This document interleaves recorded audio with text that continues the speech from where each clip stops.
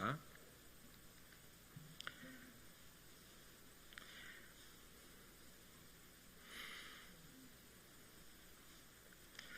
네, 다 찾으셨으면 우리가 같이 봉독하면 좋겠습니다. 시작. 하나님이 이르시되 이리로 가까이 오지 말라. 내가 선 곳은 거룩한 땅이니 내 발에서 신을 벗으라. 또 이르시되 나는 내 조상의 하나님이니 아브라함의 하나님, 이삭의 하나님, 야곱의 하나님이라. 모세가 하나님 배웠기를 두려워하여 얼굴을 가리매 여호와께서 이르시되 내가 애굽에 있는 내 백성의 고통을 분명히 보고 그들의 감작도로 말미암아 부르짖음을 듣고 그 근심을 알고 내가 내려가서 그들을 애굽인의 손에서 건져내고 그들을 그 땅에서 인도하여 아름답고 광대한 땅, 젖과 꿀이 흐르는 땅, 곧 가나안 족속, 헷 족속, 아모리 족속, 브리지 족속, 히위 족속, 여부스 족속의 지방에 데려가라 하노라.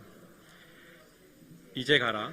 이스라엘 자손의 부르짖음이 내게 달하고 애굽 사람이 그들을 괴롭히는 학대도 내가 보았으니 이제 내가 너를 바로에게 보내어 너에게 내 백성 이스라엘 자손을 애굽에서 인도하여 내게 하리라.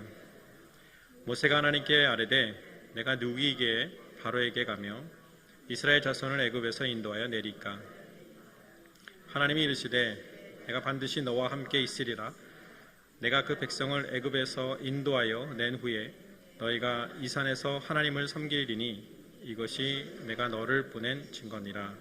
아멘. 아멘. 제가 한국에 나온 지 한 6주 정도 됐습니다. 6주 정도 됐는데 살이 찌는 소리가 빨리 들립니다. 그래서 처음 나왔을 때 보았던 목사님이 엊그제 만나는데 허성에서 살이 많이 쪘네 이렇게 얘기하시더라고요. 한국 밥이 맛있습니다. 예, 그래서 어쨌든 저희 말리를 위해서 기도 많이 해주시고 또 저희를 위해서 기도 많이 해주셔서 말리의 사역은 잘 되고 있고요. 교회 건축도 잘 마무리되고 또 자툴라 교회 성도들도 잘 성장하고 있습니다. 안타까운 것은 지금 말리의 상황이 좋지는 않습니다. 계속 테러리스트들의 공격도 있고 그리고 지금 군부 정권을 잡은 지 지금 이제 거의 4년 넘어가는데 정권을 이양할 생각도 하지 않고 그리고 이제 말리 옆나라 기니, 말리, 니제르, 부르키나파소, 수단, 차드 이 지역에 지금 다 군부 정권이 잡고 있는 상태고 또 서로 연합해서 지금 이제 어떤 헤게모니를 하고 있는 상태입니다. 더군다나 반프랑스 정신을 펼쳐서 프랑스 서방 국가들은 서방 군인들은 다 내쫓고 지금 러시아의 와그너 그룹과 손을 잡고 러시아가 들어오면 이제 이란하고 북한하고 터키 이렇게 어떻게 보면 계속 안 좋은 일을 하는 이 나라들이 계속 같이 들어오거든요. 이런 상황이 생기기 때문에 또 외국인 납치도 계속 있었고 그래서 저희가 이제 있을 수 없는 상황이 돼서 잠깐 철수한 상태입니다. 그래서 들어와서 이제 안식월, 안식년식으로 좀 있으면서 또 상황을 좀 볼 것 같고요. 그래서 여러분들이 계속 이 불안전한 그 서부 아프리카 그리고 또 말리 땅을 위해서 계속 기도해 주셨으면 좋겠습니다. 아멘. 저희가 이제 서부 아프리카로 파송받은 지 이제 19년, 20년째 되어가고 있습니다. 제가 굉장히 젊어 보이는데 수염 때문에 그러거든요. 아마 다음에 수염 없이 나타나면 못 알아보실 수도 있을 것 같은데 벌써 20년이 됐더라고요. 근데 저희가 그 사역을 뒤돌아보면서 느끼는 거는 계획한 대로 되지 않는다. 이게 저의 좀 고백이었던 것 같습니다. 누구나 1년이 새해가 시작되면 계획을 세우지 않습니까? 그래서 계획을 열심히 세우고 이렇게 해보고 싶고 저렇게 해보고 싶고 많이 계획을 세우는데 1년을 뒤돌아보면 계획대로 되는 게 하나도 없습니다. 그래서 이게 못하지? 안 되지? 실패와 어떻게 보면 낙심감 이런 거 사람은 솔직히 성취감이 좀 있어야 그 성취감 안에서 존재감도 느끼고 그리고 행복감도 느끼고 그래서 살아갈 수 있는 어떤 의미의 그런 의미를 얻는데 아프리카에 저희가 한 20년 있으면서 거의 그런 걸 못 느끼면서 살았던 것 같아요. 근데 감사한 것은 그렇게 살았다 하더라도 뒤를 돌아보면 흔적들이 있습니다. 저는 제가 계획한 것이 아닌데 뭔가 하나님이 해놓으셨던 흔적들 가운데 제가 하나님이 하셨다라는 것을 고백할 수밖에 없는 그런 일들을 제가 보게 됩니다. 그처럼 어떻게 보면 우리가 인생을 살면서 어떻게 보면 하나님의 관점 이것이 없으면 우리 인생이 좀 힘든 것 같습니다. 지금 겪고 있는 상황이 그냥 너무나 힘들고 너무나 고통스럽고 어렵기만 한 상황 같습니다. 근데 우리가 정말 이 하나님의 관점을 갖고 있으면 재미있는 것은 내가 어떤 상황인지를 정확하게 알 수 있다는 것입니다. 내가 무엇을 하고 있는지 어떤 방향으로 갈 수 있는지를 정확히 알 수 있다는 것입니다. 더 중요한 것은 하나님의 관점을 갖고 있으면 나를 향한 하나님의 계획은 진행 중이라는 것입니다. 아멘. 나를 향한 하나님의 계획은 진행 중이라는 겁니다. 지금 여러분의 그 클라이막스, 하나님이 여러분을 향한 클라이막스는 지나갔습니까? 아니면 안 지나갔습니까? 아직 안 지나갔습니다. 여러분의 나이와 상관없이 여러분들을 향한 하나님의 클라이막스는 아직 오지 않았다고 저는 봅니다. 그걸 믿으셨으면 좋겠습니다. 여러분의 상황과 여러분의 나이가 하나님의 어떤 사명을 제한하지 않았으면 좋겠습니다. 그래서 지금 이 하나님의 관점을 가지고 나의 인생을 보면 지금 하나님의 뜻이 이루어지고 있는 상태고 클라이막스로 올라가고 있는 상태고, 그래서 내가 지금 어렵고 힘들더라도 내가 믿기로는 이 어려운 상황이 지나가는 과정이라는 거고, 그 상황을 통해서 내가 하나님의 뜻으로 올바로 세워져 가고 있는 상황임을 여러분이 믿으셨으면 좋겠습니다. 아멘. 사진 잠깐 하나 볼까요? 이게 뭔지 아시죠? 역시 수준이 있는 교회입니다. 이게 퍼즐입니다. 퍼즐. 많이 해보셨겠지만, 또 손주 때문에 해보실 수도 있겠지만, 이 퍼즐을 맞히는 게 재미있기도 하죠. 근데 퍼즐 하나를 맞히려고 집중하면 좀 쉽진 않습니다. 그쵸? 해보셨지만 퍼즐 하나를 가지고 요걸 맞히려면 쉽지 않은데 어떻게 맞춰야 되냐면, 다음 그림, 이 퍼즐의 전체적인 그림을 보면 그 퍼즐 하나를 어디다 놓아야 되는지 쉽게 알 수 있습니다. 그처럼 우리 개개인을 향한 하나님의 큰 계획이 있다는 것을 믿으십니까? 그것을 보시고 그 관점을 가지고 사신다면 지금 여러분이 서 있는 상황이 어떤 상황인지 분명히 깨닫게 되고 알게 될 것입니다. 그렇다면 그 후에 여러분이 무엇을 하며 어디로 가야 될 것을 여러분들이 알게 될 것입니다. 아멘. 그래서 하나님의 관점을 가지고 사는 것이 너무나 중요하고, 우리가 처해 있는 상황이 어떠하든지 그 처한 상황이 내가 결정지을 수 없는 것이고 내가 이렇다 하고 말할 수 없는 것입니다. 왜냐하면 나의 전체적인 인생의 관점을 가지고 보고 계시는 그 하나님이 너의 상황은 이래라고 말할 때에 그것이 진리인 것입니다. 하나님이 말씀하실 때 그게 진리가 되는 거지, 내 스스로 내 상황과 내 힘듦을 가지고 내 상황을 정의를 낼 수 없다는 것입니다. 아멘. 그래서 여러분들이 하나님에 대한 큰 그림을 가실 수 있는 그 기회가 되었으면 좋겠습니다. 이 말씀 가운데서 오늘 출애굽기 3장 5장 3장부터 5절 12절을 읽었지만 그 전에 출애굽기 3장 4절을 보면 모세가 하나님을 진하게 만납니다. 아주 깊이 만나고 하나님을 경험하고 그 안에서 하나님의 놀라운 은혜를 경험하고, 그리고 하나님의 능력을 주셔서 지팡이를 던져서 뱀이 되기도 하고, 그 자기 손을 품 안에 넣었더니 꺼냈더니 나병이 생겼고, 또 집어넣었더니 나병이 낫고, 이런 경험을 하면서 이제 하나님을 깊이 만나게 됩니다. 그리고 하나님의 그 사명을 받고 그 출애굽기 5장 말씀대로 바로 왕을 만나러 가서 얘기를 합니다. 이 백성을 놓아달라. 이 백성을 놓아달라고 말했더니 그 말씀대로 안 되는 것을 경험했습니다. 자기가 하나님의 명령을 받고 이 땅과 이 세상을 만드시고 주장해 가시는 그 하나님의 명령을 붙들고 가면 그대로 될 줄 알았는데, 순조롭게 풀릴 줄 알았는데 되지 않다는 것을 경험합니다. 그리고 도리어 그 일을 통해서 자기가 사랑하는 이스라엘 백성들로부터 원망을 듣고 비방을 듣고, 그리고 어떻게 보면 협박을 당할 수 있는 상황까지 서 있는 모습을 발견하게 됩니다. 만약에 제가 그 입장이었다면 참 쉽지 않았을 것 같습니다. 430년 동안 종되어 살고 있는 그들을 자유롭게 해주려고 하나님의 명령을 받들고 왔는데 내가 듣는 것은 자기가 사랑하는 동족으로부터의 비난과 원망을 듣는 자리에 서 있다는 것입니다. 저는 참 쉽지 않았을 거고, 다시 그래도 하나님이 그 명령을 해서 다시 바로왕에게 가라고 한다면 저는 가지 않았을 겁니다. 가고 싶지 않을 것입니다. 다른 사람 시키라고 그랬을 수도 있을 것 같습니다. 근데 모세는 어떻게 했습니까? 모세는 믿음이 좋은 사람이었기 때문에 열심히 기도했겠죠. 그렇죠? 열심히 기도하고 하나님 바로의 눈을 열어주시고 마음을 열어주셔서 이스라엘 백성을 놓아주십시오라고 기도했을 것 같습니다. 근데 출애굽기 5장 22절 23절에 보면 이렇게 말합니다. 모세가 여호와께 돌아와 아뢰되 주여 어찌하여 이 백성이 학대를 당하게 하셨나이까? 어찌하여 나를 보내셨나이까? 내가 바로에게 들어가서 주의 이름으로 말한 후부터 그가 이 백성을 더 학대하며 주께서도 주의 백성을 구원하지 아니하시나이다. 이런 말씀을 하는 겁니다. 되게 개역 성경이어가지고 굉장히 거룩하게 보이지만 솔직히 이렇게 말하는 겁니다. 왜 저를 선택하시고 왜 저를 보내셔서 일이 안 되게 하시고 제가 이런 고통과 어려움을 당하게 하십니까? 왜 하나님은 도와주시도 않습니까? 라고 하나님께 불평을 하는 모습인 것입니다.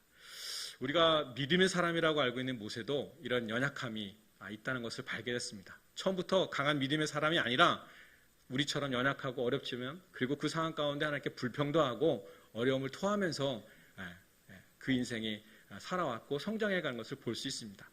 아까 아침에도 목사님 말씀드리면서 은혜를 많이 받았지만 어려운 상황일 때 내 자신이 누구인지 알게 됩니다. 어려운 상황일 때 내 안에 무엇이 있는지가 드러나게 됩니다. 모든 사람들이 좋고 평안하면 다 신앙이 좋은 것 같고 다 믿음이 좋은 것 같은데 어려운 일이 일어났을 때 그 어려운 상황을 내가 컨트롤할 수 없을 때 그때에 내 안에 믿음이 있는지 내 안에 예수 그리스도가 있는지 정확하게 드러나는 시간입니다. 여러분들에게 지금 어떤 상황인지 모르겠습니다. 혹시 어렵고 힘들고 컨트롤이 안 되는 상황입니까? 그러면 하나님이 여러분 마음속에 무엇이 있는지를 보기 원하는 시간인 줄 믿습니다. 그래서 여러분들이 무엇을 고백해야 될까요? 예수님 사랑합니다. 그렇지만 당신이 이것을 해결해 주실 줄 믿습니다라고 믿음을 고백하는 시간이 되었으면 좋겠습니다. 이 모세도 그런 어려움 가운데 자기의 마음을 다 예수님께 털어놓고 불평했습니다. 그런데 하나님 아버지는 혼내지지 않았습니다. 원망하시지 않고 그 좋으신 하나님이 그 원망을 다 받아주시고 들어주시고 하신 것이 오늘 우리가 읽었던 출애굽기 3장 5절부터 12절 말씀인 것입니다.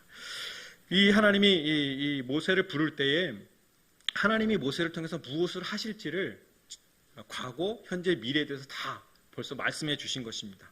그래서 3장 6절에 보면 이 과거에 대한 말입니다. 3장 6절과 3장 7절은 과거에 대한 말인데 나는 내 조상의 하나님이니 아브라함의 하나님, 이삭의 하나님, 야곱의 하나님이니라. 이 얘기 뭐냐면 하나님이 그 과거부터 아브라함, 이삭, 야곱, 모세의 그 조상과도 함께 했다는 것을 말씀하고 있는 것입니다. 7절 첫 반절에 내가 애굽에 있는 내 백성의 고통을 분명히 보고 그들이 그들의 감독자로 말미암아 부르짖음을 듣고 그 근심을 알고 이 얘기는 하나님이 아브라함에게 약속하신 그 아브라함 자신을 속박으로부터 구원해주고 약속의 땅으로 데려가겠다라고 하시는 것을 미리 알려주시는 것입니다. 그리고 3장 7절 8절이 현재에 대해서 말씀하시는 것입니다. 내가 이 백성의 고통을 보고 내가 내려가서 그들을 애굽인의 손에서 건져내고 그들을 그 땅에서 인도하여 내겠다라고 말씀하시는 것입니다. 3장 10절도 현재에 대해서 말씀하시는 것입니다. 이제 내가 너를 바로에게 보내어 너에게 내 백성 이스라엘 자손을 애굽에서 인도하여 내게 하리라. 지금 모세를 통해서 하나님은 무엇인가 하시겠다고 말하고 있는 것이죠. 그리고 3장 12절, 21절, 22절 미래에 대해서 말씀하신 것입니다. 내가 반드시 너와 함께 있으리라. 내가 그 백성을 애굽에서 인도하여 낸 후에 너희가 이 산에서 하나님을 섬기리니 이것이 내가 너를 보낸 증거니라. 21절, 22절 내가 애굽 사람으로 이 백성에게 은혜를 입히게 할지라. 너희가 나갈 때 빈손으로 가지 아니하리니 여인들은 모두 그 이웃 사람과 및 자기 집에 거류하는 여인에게 은폐물과 금폐물과 의복을 구하여 너희 자녀를 꾸미라. 너희는 애굽 사람의 물품을 취하리라. 이처럼 하나님은 모세를 부르실 때에 하나님의 관점을 다 알려주신 것입니다. 과거와 현재와 미래로 어떤 일을 할지 하나님 미리 다 알려주신 것입니다. 그래서 모세로 말미암아 그 명령을 받고 그 사명을 받았을 때에 하나님이 무엇을 하기 원하신지를 분명히 듣고 아는 상태에서 모세에게 이 일을 시켰던 것입니다. 근데 모세가 하나님의 그 명령을 받고 바로 앞에 섰을 때에 일이 잘 되지 않았습니다. 하나님 앞에서 그 천지를 지으신 그 하나님의 명령을 받고 사명을 받고 갔는데 그 모든 것이 다 막히는 상황을 경험했다는 것입니다. 근데 우리가 잘 알아야 할 것은 하나님의 명령을 받고 갔을 때 잘 안 되잖아요. 그럼 그것도 하나님의 뜻이 있다는 것입니다.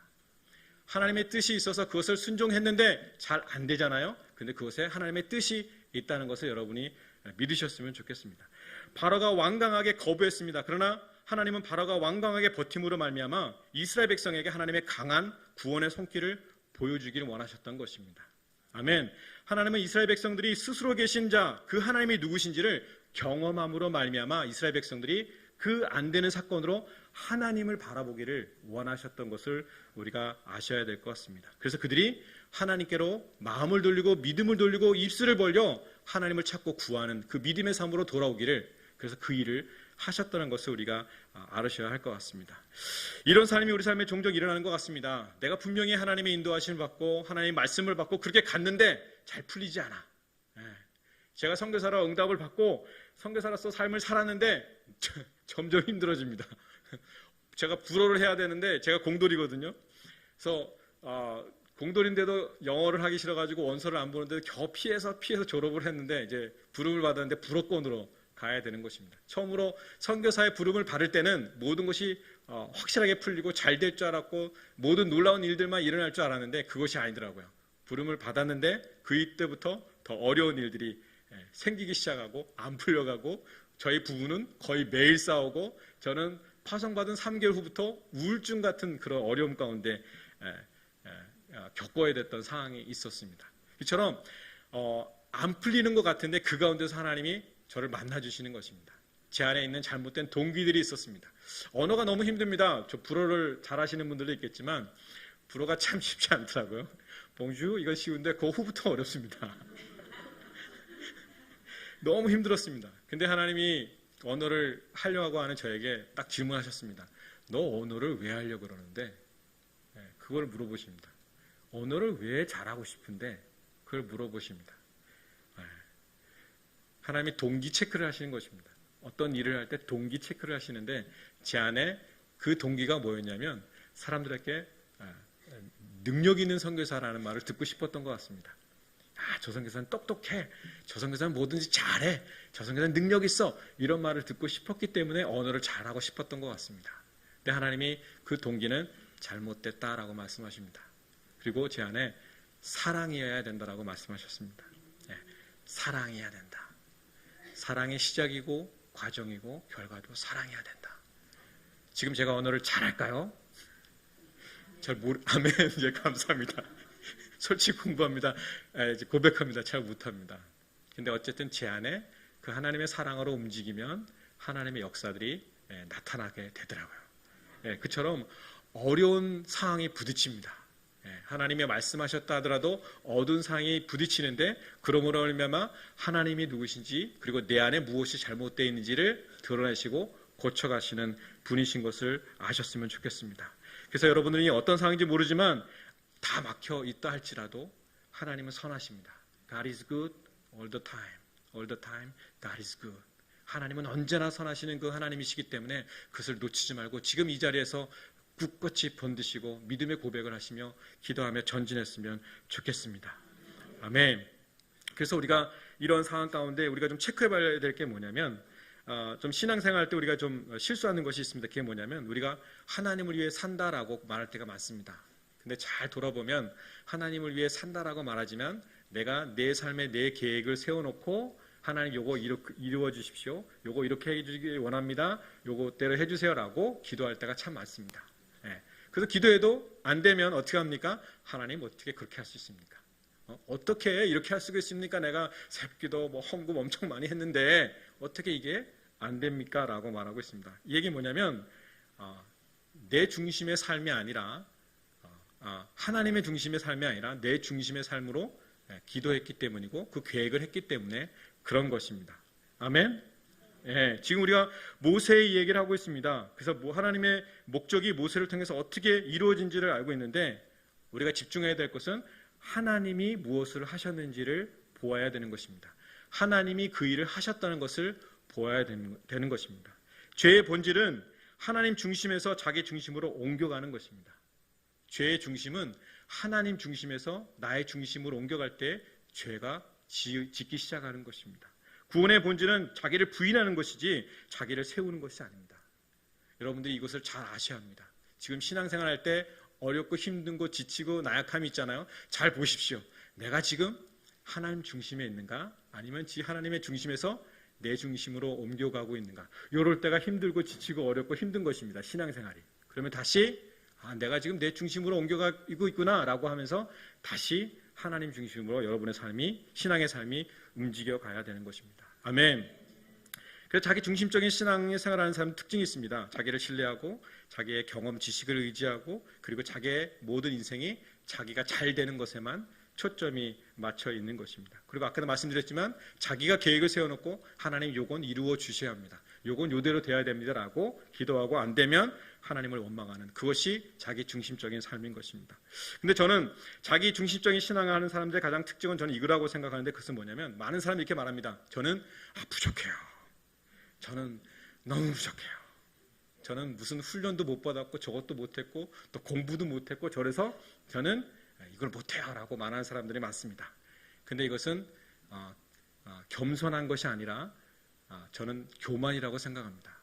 하나님이 부르셨습니다. 그러면 아멘 하시고 순종하는 것이 우리의 몫입니다. 근데 하나님이 부르셨습니다. 근데 하나님 저는 너무 부족해요. 이것이 부족하고 저것이 부족하고 이거 못했고 저거 안 돼서 이거 못해요 라고 말하는 것은 하나님의 부르심이 위에 있는 것이 아니라 나의 상황이 그 부르심 위에 있는 것입니다. 이거는 교만인 것입니다.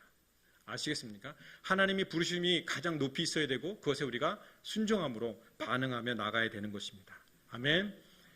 여러분 삶에 혹시 목사님이 부탁하시는 것이 있으면 저 못해요. 이것이 겸손함이 아닌 것입니다.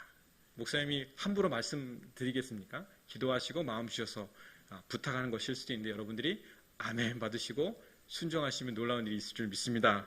아멘. 그래서 하나님의 중심을 사는 사람의 특징은 하나님을 전적으로 의지합니다. 그리고 하나님께 기도하고 예배하고 말씀을 따라 움직여가는 그런 삶을, 더군다나 내 삶의 중심이 아니라 다른 사람들을 살리기 위해, 다른 사람들을 더 높이기 위해 사는 사람들이 하나님의 중심을 사는 사람들의 특징인 것입니다.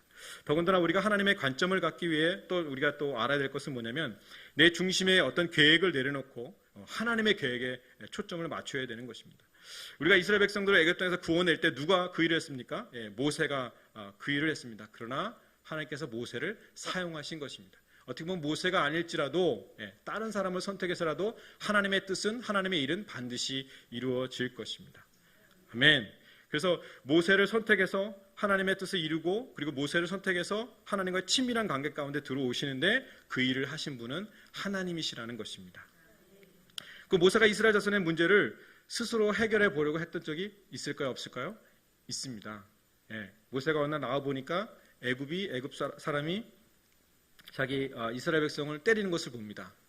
그리고 모세가 한 행동이 뭐냐면 주위를 돌아보고 보는 사람이 없자 그 사람을 죽여버린 것입니다.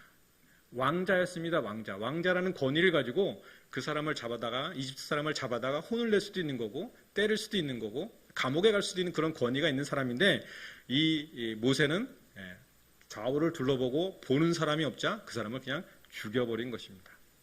이런 사람이었던 것입니다. 자기 중심에 가득 찬, 어떻게 보면 자기 혈기가 중심이 되어 하나님의 일을 해보겠다라고 행동했던 사람의 행동이 이런 행동인 것 같습니다.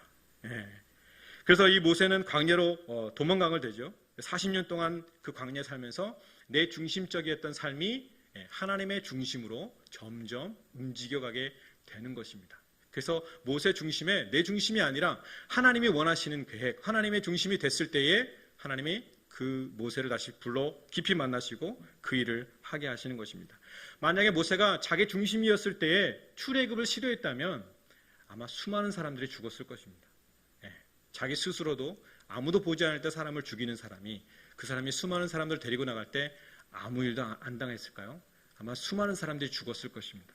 근데 하나님 때, 그 마음에 하나님의 중심이 됐을 때에 출애굽을 했을 때 어떤 일이 벌어졌습니까? 도리어 축복을 받고 많은 폐물을 가지고 많은 양들을 데리고, 더군다나 이스라엘 백성들뿐만 아니라 다른 이방인 족속들도 예수님의 그룹에 들어와서, 그 이스라엘 백성의 그룹에 들어와서 출애굽하는 그런 은혜를 누릴 수 있다는 것입니다. 여러분의 중심은 누가 있습니까? 예수님의 중심된 삶을 살고 있습니까? 아니면 나의 중심된 삶을 살고 있습니까? 그래서 다시 한번 돌아보셨으면 좋겠습니다. 그래서 그러면 우리가 어떻게 이 하나님의 관점을 가지고 나의 신앙의 삶을 살 수 있는가? 그것은 첫 번째로 나누고 싶은 것은 예수 그리스도가 나의 길이라는 것입니다. 예수님만이 나의 길이시라는 것입니다.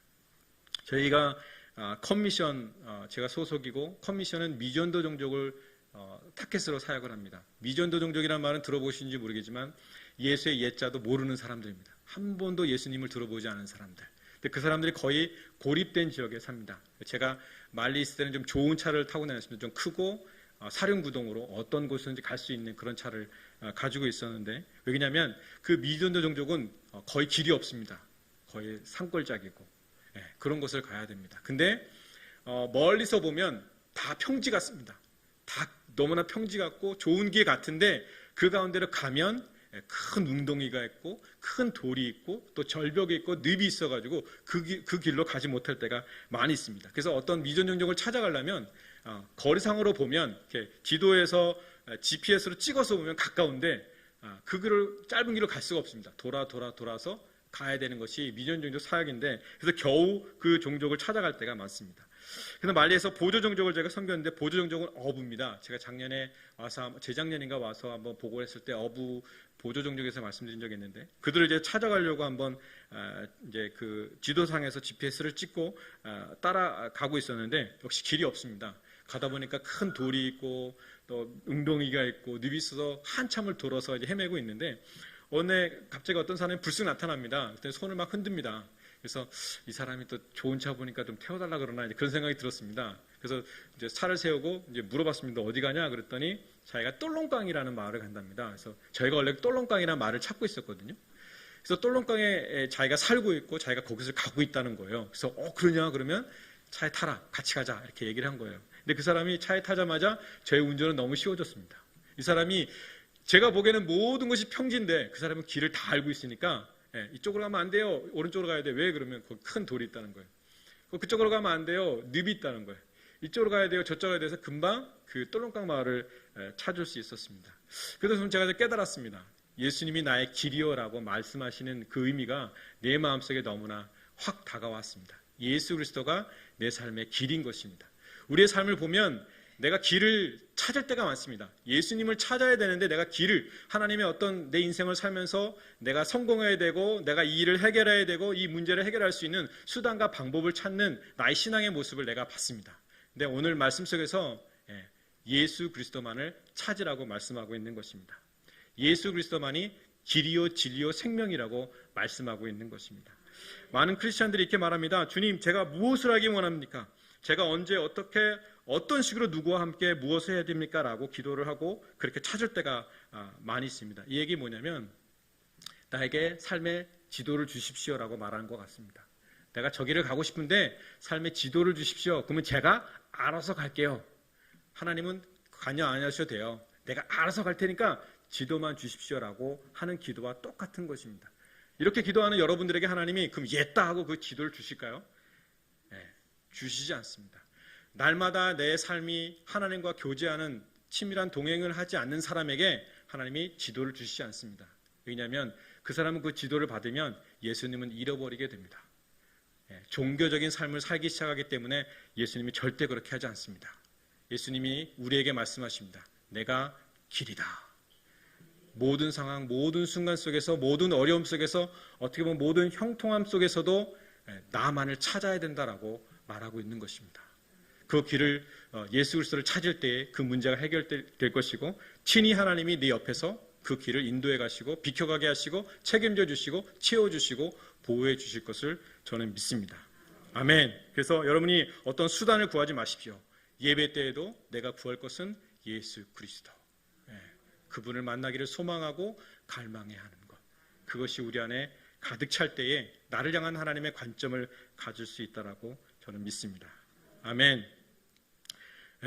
그래서 우리가 이 올바른 기도를 해야 되는데, 내 인생을 향한 하나님의 뜻은 무엇일까라는 그 기도보다도 지금 이 시대의 하나님의 뜻은 무엇일까, 그것을 위해 기도하셔야 됩니다. 내가 무엇을 하는 것보다도 지금 나를 향한 하나님의 뜻이 아니라 이 세대의 이 시기에 우리 교회가 해야 될 하나님의 뜻은 무엇일까를 먼저 발견하셔야 됩니다. 아멘이십니까? 이게 좀 이해 가십니까? 지금 이 시대를 향한 하나님의 뜻이 발견되고 이해될 때에 그 안에서 내가 무엇을 해야 될지 알게 된다는 것입니다. 이 상황, 이 시대에 대한 어떤 이해도 없는데, 예를 들면 노아 시대에 방주를 만들었잖아요, 그렇죠? 근데 엘리야 시대에 아합과 라합과 이세벨과 영적 전투를 해야 될 그 시기에 내가 잘하는 것이 방주를 만든 것이야, 배를 만드는 것이야. 그래서 나는 내가 잘하고 내가 해왔던 것을 하기 위해서 그 방주를 만드는 것이 나의 사명이야 라고 말한다면 맞지 않는 것이라는 것입니다. 노아 시대에는 하나님의 이 방주로 말미암아 그 시대의 심판과 사랑을 보여주셨던 시기라는 것입니다. 엘리야 시대에는 영적 전투의 시기인 것입니다. 아합과 에세벨과 싸워서 이겨야 될 그 시기인데 내가 편하고 내가 잘했고 내가 좋아하는 것이라고 해서 그 엘리야 시대에 나는 방주를 만드는 게 나의 사명이야 라고 말할 수 없는 것입니다. 이 시대에 하나님이 무엇을 원하시는가? 그것을 깨닫고 이해할 때에 그 안에서 그러면 내가 무엇을 할 수 있는가, 무엇을 해야 되는 것을 발견할 수 있는 것입니다. 아멘. 그래서 내 인생을 나이가 할 수 있는 건 나에게 초점 맞추는 것이 아니라 지금 이 시대를 향한 하나님의 뜻에 초점 맞추시고 그것을 발견할 수 있는 여러분이 되시기를 원합니다. 그런 관점이 여러분 가운데 생겨서 그 안에서 여러분이 무엇을 할지를 찾고 기도하시기를 축복합니다. 두 번째는 하나님이 자신의 일들을 자기 종들에게 계시한다는 것입니다. 아모스 3장 7절에 보면 이렇게 말하고 있습니다. 주 여호와께서는 자기 비밀을 그 종 선지자들에게 보이지 않고서는 결코 행하심이 없느니라고 말씀하십니다. 하나님께서는 어떤 일을 하실 때에 하나님의 계획과 뜻을 자기의 종들에게 보여주셨다고 말하고 있는 것입니다. 물로 세상을 심판하라 하실 때 하나님은 노아에게 하나님의 계획을 말씀하셨고요. 소돔과 고모라를 심판하라 하실 때 하나님은 아브라함에게 나타나서 하나님의 마음을 다 보여주셨고요. 미디안 족속으로부터 구원하실 때는 기드온에게 나타나서 하나님의 계획을 다 말씀해 주셨습니다. 그리고 열방을 구원하기 위해서는 바울에게 나타나서 그 마음을 보여주시고 하나님이 무엇을 하실지를 다 알려주셨다는 것 같습니다. 그처럼 하나님은 하나님의 일들을 계속 알려주시기 원합니다.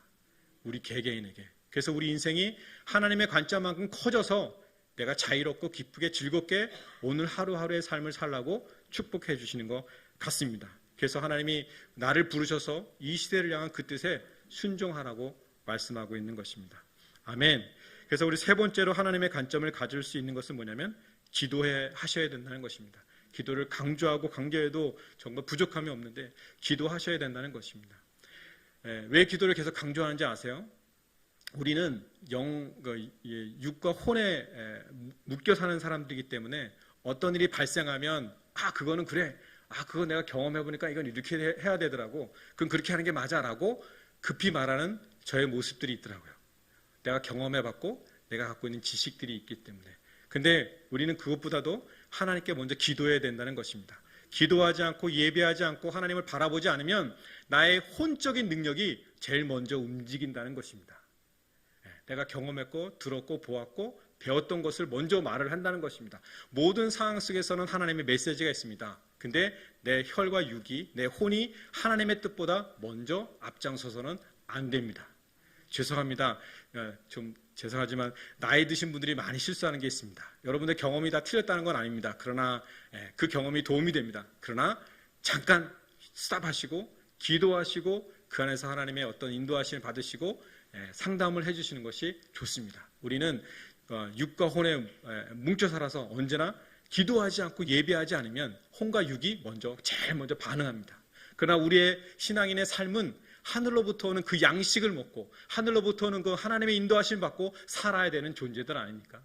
여러분이 어떤 걸 경험했다 할지라도 여러분이 어떤 것을 알고 있다 할지라도 이 상황을 여러분의 경험으로 여러분의 지식으로 말하지 마십시오. 스탑하시고 기도하시고 그래서 하나님이 주시는 그 한마디를 하는 것이 그 사람을 살리는 것입니다.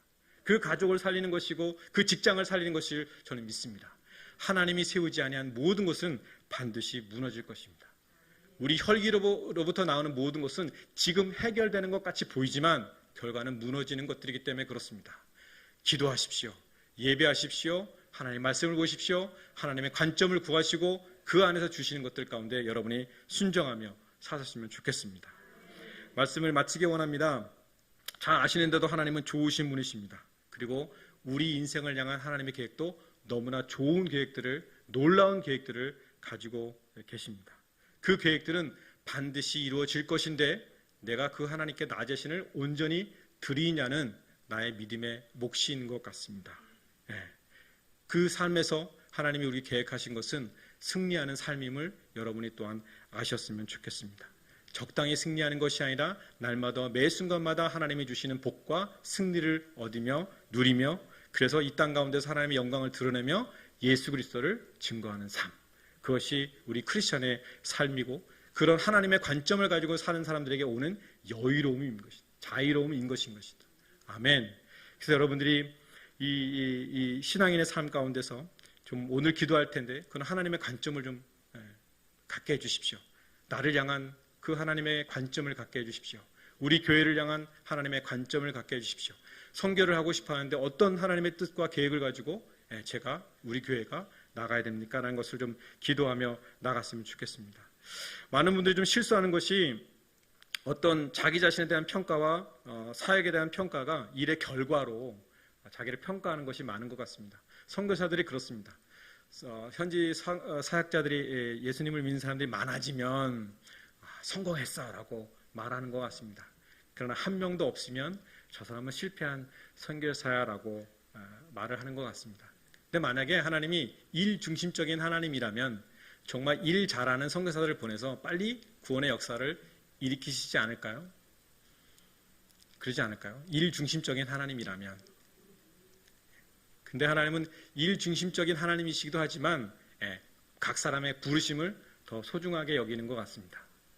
제가 부족하지만 저를 불러서 그 자리에 두신 것은 우선 제가 예수 그리스도의 사람으로 더 성장하기를 원하시는 것 같습니다.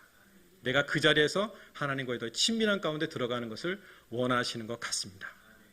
많은 선교사님들이 많은 열매가 있고 많은 놀라운 일이 있는데 어떤 사람은 그 선교사를 보고 저 사람 크리스찬 맞아? 라고 말하는 것도 들어본 적이 있습니다. 그럼 무엇이 중요할까요? 사역의 열매가 그 사람을 결론 지을까요? 무엇이 결론 짓게 만들까요? 우리의 삶은 사역의 열매가 아닙니다. 하나님과의 관계성이 중요한 것입니다. 믿음은 현재형입니다. 지금 내가 예수 그리스도를 만나고 있고 믿고 있고 누리고 있느냐. 그것처럼 여러분이 오늘 좀 기도하기 원합니다. 하나님, 내가 당신과의 더 깊은 친밀한 가운데 들어가기 원하고 그래서 하나님이 내게 주시는 그 하나님의 관점을 가지고 인생을 살기 원합니다. 좀 그렇게 기도했으면 좋겠습니다.